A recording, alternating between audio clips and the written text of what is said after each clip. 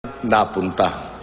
Mga proyekto po itong walang saysay, hindi pinag-aralan at hindi pinaghandaan, kaya parang kabuting sumusulpot. Tapos na po ang panahon para dito. Sa administrasyon po natin, walang kota-kota, walang tompats, ang pera ng taong bayan ay gagastusin para sa taong bayan lamang.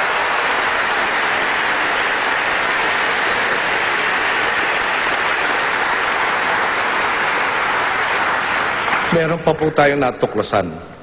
5 araw bago matapos ang termino ng nakaraang administrasyon, nagpautos silang maglabas ng 3.5 billion pesos para sa rehabilitasyon ng mga nasalanta ni Undoy at Pepeng.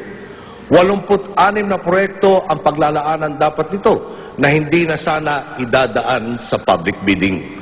19 sa mga ito na nagkakahalaga ng 981 million pesos ang muntik nang makalusot. Hindi pa nailalabas ang Special Allotment Release Order ay pirmado na ang mga kontrata.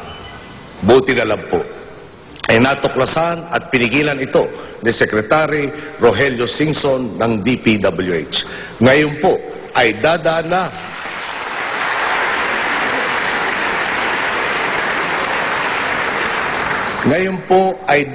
na ang kabuuan ng 3.5 billion pesos sa tapat na bidding at magagamit na ang pondo na ito sa pagbibigay ng lingap sa mga nawalan ng tahanan dahil kina Undoy at Pepeng.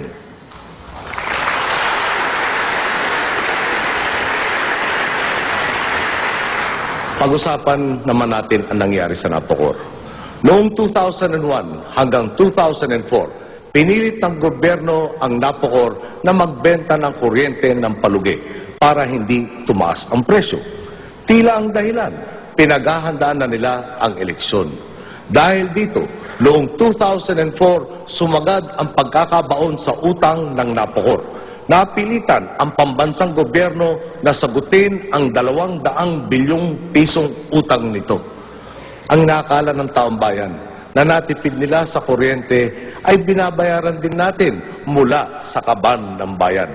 May gastos na tayo sa kuryente. Binabayaran pa natin ang dagdag na pagkakautang ng gobyerno. Kung naging matino ang pag-utang, sana'y nadagdagan ang ating kasiguruhan sa supply ng kuryente. Pero ang desisyon ay ibinatay sa maling politika at hindi sa pangangailangan ng taong bayan. Matapos pinagsakripisyo ay lalo pang pinahihirapan. Ganito rin po ang nangyari sa MRT. Sinubukan na naman bilhin ang ating pagmamahal. Pinilit ang operator na panatilihing mababa ang pamasahe. Hindi tuloy nagampanan ang garantyang ibinigay sa operator na mababawi nila ang kanilang puhunan.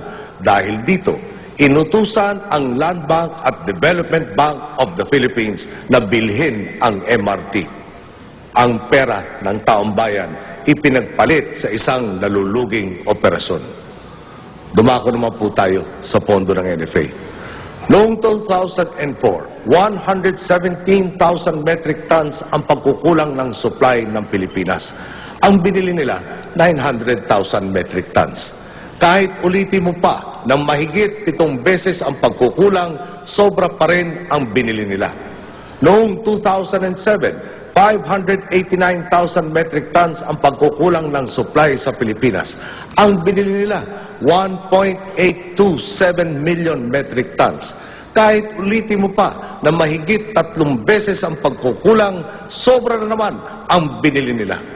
Ang masakit ito, dahil sobra-sobra ang binili nila, taon-taon nabubulok lang pala sa mga kamalig ang bigas, kagaya na nangyari noong 2008. Hindi po ba krimen ito na hinahayaan nilang mabulok ang bigas sa kabila ng 4 milyong Pilipinong hindi kumakain ng 3 beses sa isang araw? Ang resulta nito, umabot na sa 171.6 billion pesos ang utang ng NFA noong Mayo ng taong ito. Ang tinapon na ito, halos pwede na sanang pondohan ang mga sumusunod. ang budget ng buong hudikatura na 12.7 billion pesos sa taong ito. Ang conditional cash transfers para sa susunod na taon na nagkakahalaga ng 29.6 billion pesos. Ang lahat ng classroom na kailangan ng ating bansa na nagkakahalaga ng 130 billion pesos. Kasuklam-suklam ang kalakarang ito. Pera na, naging bato pa. Narinig po ninyo kung paano nilustay ang kaban ng bayan.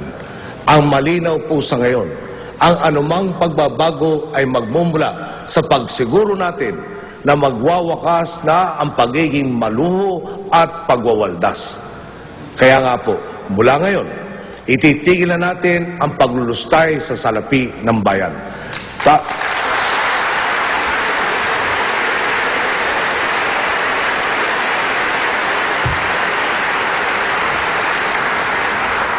Tatanggalin na natin ang mga proyektong mali. Ito po ang punto ng tinatawag nating zero-based approach sa ating budget.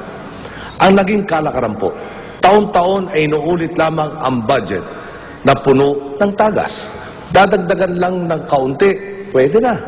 Sa susunod na buwan ay mag-aayon tayo ng budget na kumikilala ng tama sa mga problema at magtutuon din ng pansin sa tamang solusyon. Ilan lang ito sa mga natuklasan nating problema. Heto naman po ang ilang halimbawa na mahakbang na ginagawa natin.